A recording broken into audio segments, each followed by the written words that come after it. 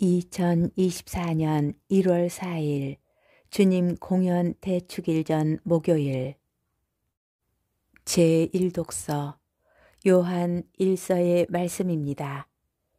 자녀 여러분, 아무에게도 속지 마십시오. 의로운 일을 실천하는 이는 그분께서 의로우신 것처럼 의로운 사람입니다. 죄를 저지르는 자는 악마에게 속한 사람입니다. 악마는 처음부터 죄를 지었기 때문입니다. 그래서 악마가 한 일을 없애버리시려고 하느님의 아드님께서 나타나셨던 것입니다. 하느님에게서 태어난 사람은 아무도 죄를 저지르지 않습니다. 하느님의 씨가 그 사람 안에 있기 때문입니다.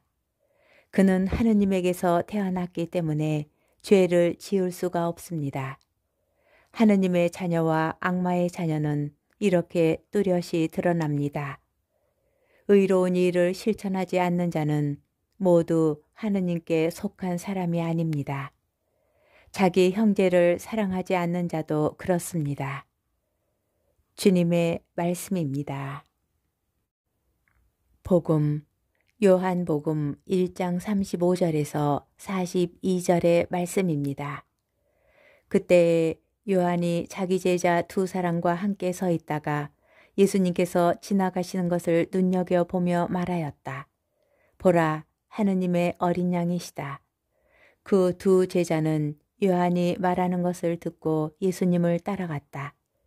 예수님께서 돌아서시어 그들이 따라오는 것을 보시고 무엇을 찾느냐 하고 물으시자 그들이 랍비 어디에 묵고 계십니까 하고 말하였다. 랍비는 번역하면 스승님이라는 말이다. 예수님께서 그들에게 와서 보아라 하시니 그들이 함께가 예수님께서 묵으시는 것을 보고 그날 그분과 함께 묵었다. 때는 오후 4시쯤이었다.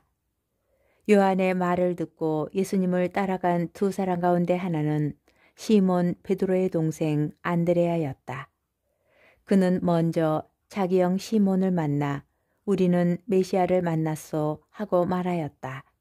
메시아는 번역하면 그리스도이다. 그가 시몬을 예수님께 데려가자 예수님께서 시몬을 눈여겨보며 이르셨다. 너는 요한의 아들 시몬이구나. 앞으로 너는 케파라고 불릴 것이다. 케파는 베드로라고 번역되는 말이다. 주님의 말씀입니다. 오늘의 묵상. 믿음은 어떻게 생길까요? 여러분은 어떻게 누군가를 믿게 되었나요? 첫 만남부터 믿음이 생기는 경우는 거의 없습니다. 자주 만나다 보면 어느 순간부터 친하게 됩니다. 그리고 그 사람에 대한 알미 생깁니다. 그 알미 좋아 더 자주 만나면 좋아하게 됩니다. 좋아하다 보니 어느 순간부터 사랑하게 되고 마침내 그 사람을 믿게 됩니다. 우리는 대부분 이러한 과정을 거쳐 누군가를 이미 믿고 있습니다. 그런데 참으로 신기한 점이 한 가지 있습니다.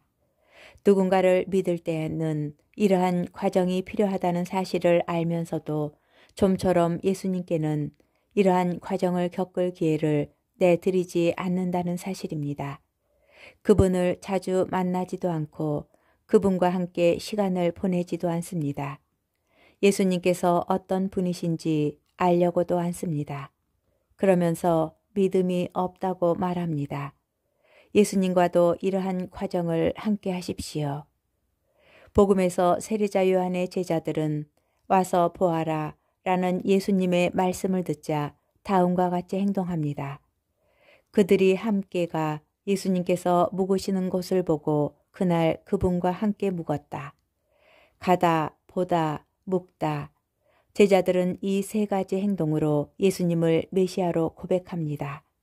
우리는 메시아를 만났소. 예수님에 대한 암과 믿음이 생기게 된 것입니다.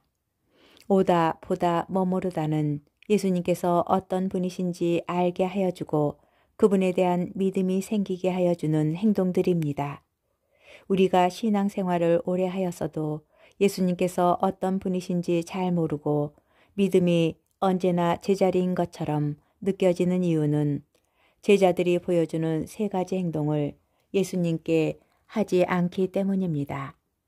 성체 안에 살아계신 예수님께 오십시오. 그분을 바라보고 그분과 함께 머무르는 시간을 가지십시오. 믿음은 다른 과정이 아닌 이러한 과정을 통하여 생기고 자라고 열매를 맺습니다.